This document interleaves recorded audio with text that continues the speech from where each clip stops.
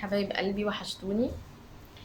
آه، احنا دلوقتي هنتكلم عن الحاجات المفروض تجيبها العروسة في الخزينة، والحاجات دي بتبقى متفاوتة من مكان لمكان. في حاجات كلنا بنجتمع عليها، وفي حاجات احنا بنختلف برضو زي ما قلت لكم من كرة لكرة ومن عادات وتقاليد لعادات وتقاليد. في ناس ما بتجيبش حاجة في الفريزر وبتجيب لبنتها مثلا لمدة أسبوع أو أسبوعين الأكل، وفي ناس بتجيب الحاجات للفريزر وما نجيبش اكل غير بس يوم الصباحية ويوم الصبح. في ناس بتجيب ده وده، على حسب مقدرتك اعملي. بس طبعا نحاول نراعي ان ما يبقاش فيه بذخ يا جماعة، لان احنا هنحاسب على ده. ما فيش حاجة اسمها اصلا انا لازم اخش بعربية نص نقلة او عربيتين نص نقلة عشان الناس ما تاكلش وشي، وابقى جايبة ليا والاهل العريس واللي في الشارع واللي في. يعني يا جماعة احنا دلوقتي في ظل ظروف محتاجة ان احنا نقنن الحاجات بتاعتنا، وان احنا يدوبك نعمل على اللي احنا عايزينه، يعني على القد. لكن جو بقى عربية نص، يعني بشوف ناس طابور طويل ملوش اول من اخر بقى ماشي بصواني وحاجات. يعني العروسة هتاكل كل الحاجات دي امتى؟ بالعقل كده يعني. فلازم نبقى عقلاء واحنا بنجهز بقى. اول حاجة هنجيبها للفريزر اللي هي اللحمة والفراخ والسمك.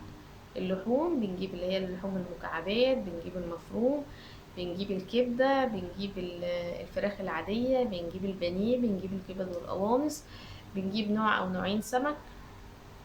ممكن لو احنا عايزين نجيب اللي هو بنجيب اللي هو السجق اللي هو الشرقي ده.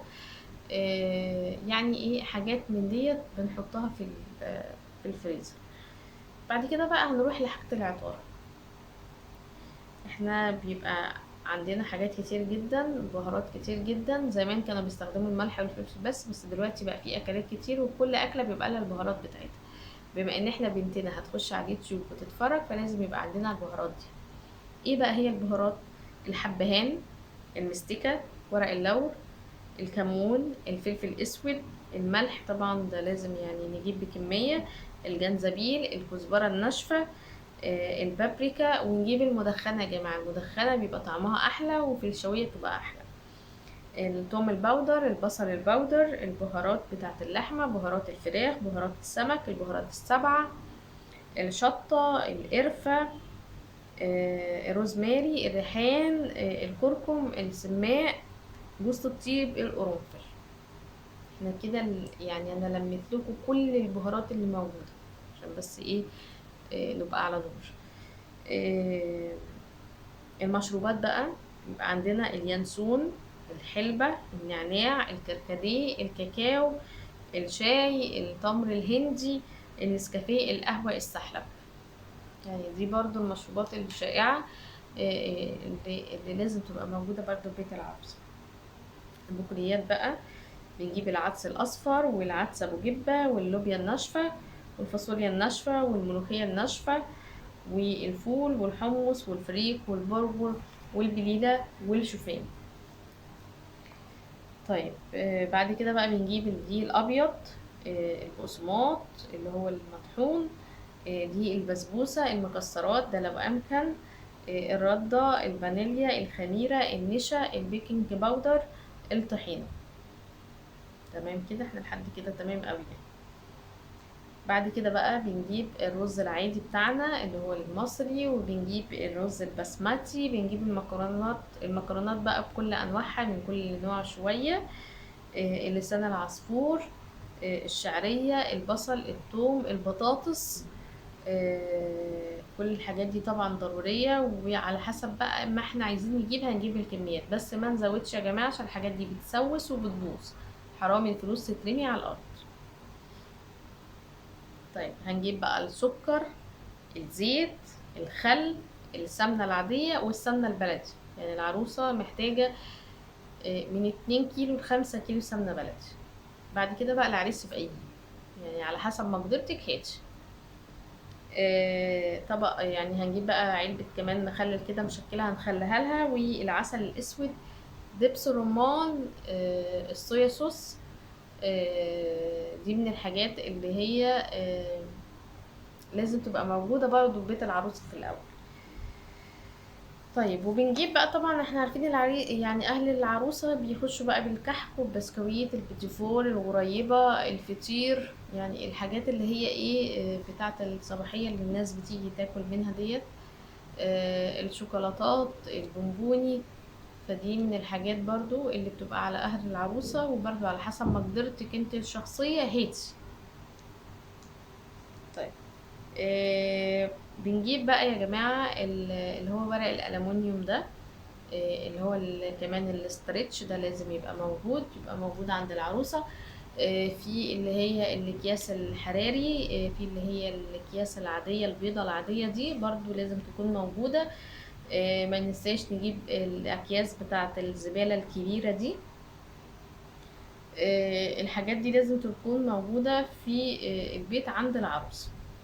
طيب هنجيب كمان بقى المنظفات، الكلور الأبيض وللألوان، معطر الملابس، الصابون بتاع المواعين وليفة المواعين، والسلك الناعم والخشن لأن ده بيبقى له استخدام وده ليه استخدام، معطرات للجو للحمام، البخور، مسحوق الغسيل طبعا لازم يبقى جايبين اللي هي ال5 كيلو ديت، مسحوق للأرضيات، الصابونة بقى للوش والصابونة للديتول، ملمع الإزاز وملمع الخشب، والشامبو والشاور جel. احنا بكده خلصنا كل الحاجات اللي احنا بنجيبها في الخزين بالنسبة للعروسة. بقية التلاجة بقى بيقولوا ان العريس هو اللي بيملاها، يعني بيجيب بقى الجبن، او نجيب للعروسة عيش يا جماعة، عيش طري وعيش ناشف. من الحاجات برضو المهمة اللي المفروض العروسة بتجيبها. العريس بقى بيجيب زي ما قلنا الجبن والحاجات اللي هي بتبقى للعشاء وتبقى للفطار، وطبعا اهل العروسة بقى مش بيسيبوها اسبوع كامل يعني، بيجيبوا لها بقى اكل، بيظبطوا لها الدنيا. فيا رب اكون قدرت الملكوا اكبر قدر من الامكان في الحاجات اللي يعني اللي ام العروسة بتبقى عايزة تجيبها، بتبقى محتاجة ان حد يقول لها تجيب ايه.